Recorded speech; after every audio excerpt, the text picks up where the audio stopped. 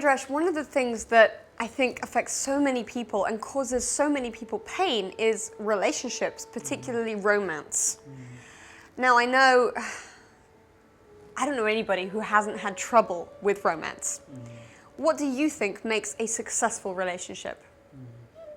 The first problem that I see is we want to make relationships successful. Like we want to make them something, right? We don't look at them as a journey.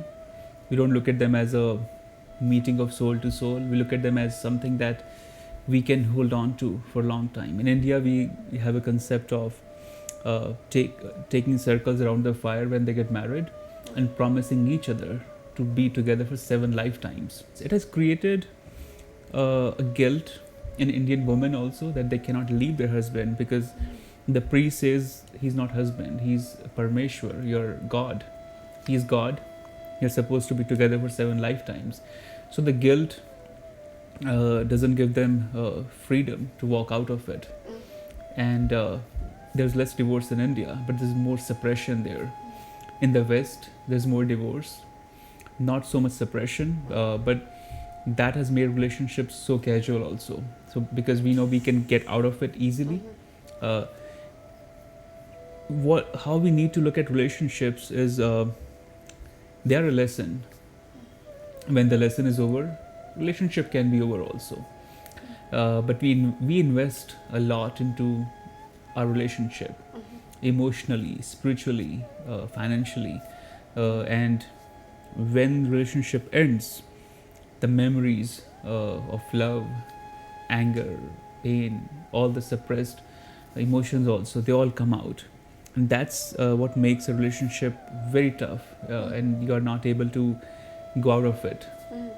So when you get to that point where you realize the relationship is over and that there is nothing more to learn or it's too painful to continue, how do we heal that pain and move on and start to heal ourselves? I think the first thing is understanding that love is an experience. It's not something that you need to possess. The pain is there because we have expected something out of it. That expectation didn't fulfilled. That's why there is pain. So first of all, the understanding is needed that I don't need to possess it.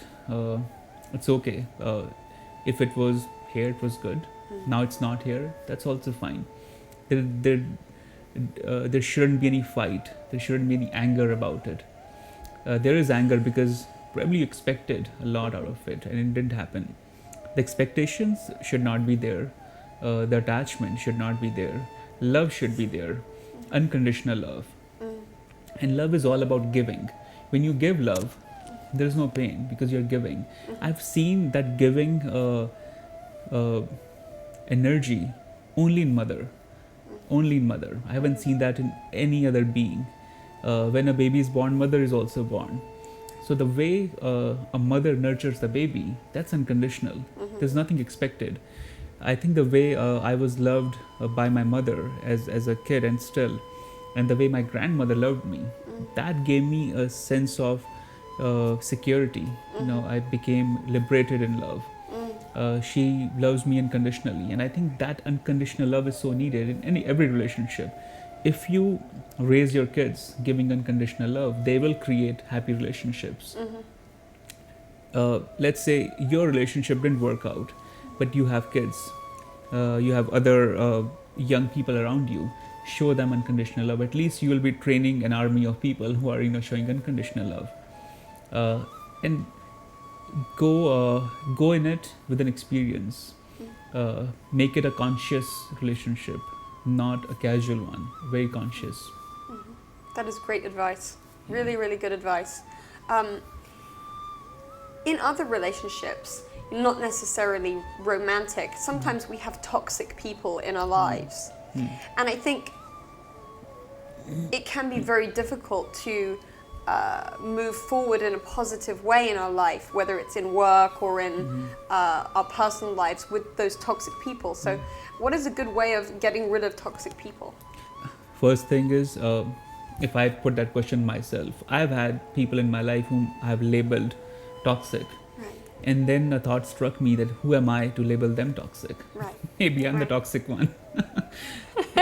Right? I haven't confessed to them they are toxic for me. Right. So probably there are way more people who haven't confessed to me that I'm toxic to them. Right. So I stopped judging them as toxic. I started meditating on myself that I need to accept them the way they are. And every relationship is a mirror. What you see in others is a reflection of who you are. And I decided to be happy with myself and don't judge them by accepting them as who they are and by giving them love from the heart. Not just a day or two of pampering, just pure unconditional love. I was really able to change the way I relate to them and the way they relate to me. Of course, it didn't prove to be 100% successful formula, but it helped a lot. I would say probably 70-80%. I was able to fix my connection with them.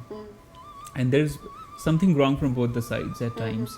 If they're being toxic, if you feel they are being toxic, what is it that's causing this toxic vibe? Is it something in them? Is it something in you? Most of us feel that we are pure ones and other is toxic, but it's a mutual give and take. That's number one thing. Secondly, there needs to be some forgiveness from either or both of sides. Forgive them, forgive yourself, and open communication. You know, I had a professor in my college, management professor, very experienced person. He never used any books. He would just talk. And he said the number one rule of management is keep the communications open. And he said you can use that in your personal management also, relationship management also, spiritual management also. Yeah. Keep your communications open. I wouldn't be able to know what you want if it's only in your mind. If you can express yourself, it makes things easy. And I understand we are not taught to, at least in my culture, we are not taught to express yourself easily. The romantic idea comes from Bollywood, which doesn't exist in reality. And every Indian girl looks for a man who can be a romantic actor from Bollywood. That doesn't happen. When I came here, the expression wasn't. Expression was there, but not from the heart. And I feel that's what's missing. Express yourself fearlessly. That will really change a lot of things. And let's get rid of the idea of being toxic for a moment and accept each other as just on a level of humanness. Right. I think that will change things in other person and in you also. I think for me, it's been important to recognize that I am human and I make mistakes and I will fail you. Yeah, And once I realize that about myself, I can realize that about other people. of course. And that, as you say so rightly, acceptance is the answer. And to accept somebody as they are, but also in that acceptance, know that sometimes that person doesn't need to be in your life on a daily basis. Some people, you know, they're in your life for a time and then it's time to not have communication with them for a while. And that is also honoring the openness of communication and the acceptance of the situation and the reality and truth of the situation is that this relationship for this time it's not the most effective thing to keep this person in my daily life. Of course. You know, when I was growing up, there was a famous phrase in our school: "It's better to be alone than in a bad company." Right. And it still works. It's good to be alone than in a bad relationship. Right. If it's abusive, if it's not respecting your soul, if it's not connecting with your heart, it's time to let go of each other. And as I said, the 7 lifetime thing, I think it has created a very wrong idea about relationships. No relationship is meant to be last forever. We come across people because we need them at that moment. We need the lesson. Sometimes the lesson may last for a lifetime or maybe even more than one lifetime, but that may not happen with everyone. And it's completely fine to accept that and move on. You can only fix your journey and other person's journey is not in your hands. You can fix it to a certain extent. Even a Krishna or a Buddha cannot make you enlightened if you are not receptive for it. Right, right. I think, you know, there can be, for some people, and I've experienced this myself, an attachment to suffering, where I've had an experience of suffering at a young age, and then I seek that almost, and I'm frightened to not have suffering, to not have anything to complain about. How would you suggest moving out of that? The cycle of suffering, right? See, I've met a lot of people who were actually taught that life is all about suffering, and you should be happy with it. And when you are not suffering, when you are being successful or being rich, it creates a guilt in people, because they feel the divine, the God is in suffering, not in being happy.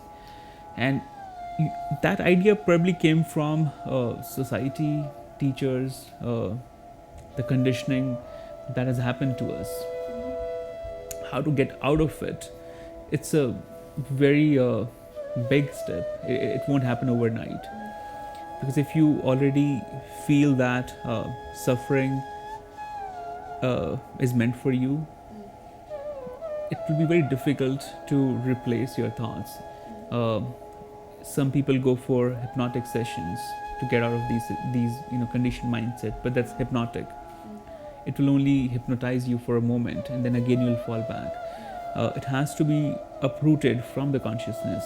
There's a very powerful meditation called Yoga Nidra. Nidra means sleep. So that yogic sleep plays with your awareness. You're told to put your awareness on your legs, your heart, your navel chakra, your Agya chakra, your throat chakra. And when the body is in complete state of rest, then you're told that your purpose to be here is to be happy, or whatever the principles that the teacher want to ingrain. And then the consciousness starts to open up. This process takes a number of days, months probably, but it's so worth it. The seeker, I've seen seeker crying, laughing, jumping, going through all the process. It's really being born again. But as soon as you detect that I think suffering is my way, you right away need to come out of it. If you come across anyone who feels suffering is their life's purpose, bring them out of it. That's the most dangerous thing anyone can do to himself. And I think the right way, the easiest way is meditation, or maybe a mantra. Yeah. Or maybe both. Maybe both.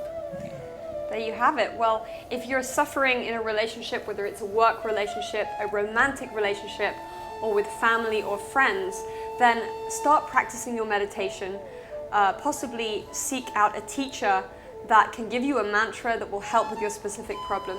And definitely get into acceptance, and keep watching the Break the Norms videos and following Chandrash for more information.